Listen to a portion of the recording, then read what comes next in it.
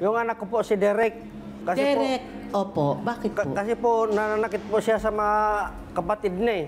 Lagi nagwawala. Simula nakagat po siya ng aso eh. Laki ng pinagbabago niya eh. Wala pinipili po. Kahit kami minumura, mama niya. Kailan siya nakagat ng aso, Tatay Ricardo?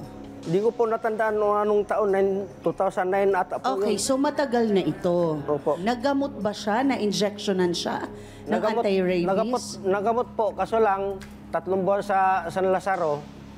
Simula palaki siya, umuurong yung dila niya. Parang nahirapan na siya magsalita. Pero kadalasan kasi pag na-delayed ba kayo na magpa-injection? Oh, nadili po dahil wala po kaming pang turok sa kitano. Kasi kadalasan natatapos agad ang buhay ha pag nadidelayed. Opo. Pero ito nakasurvive siya.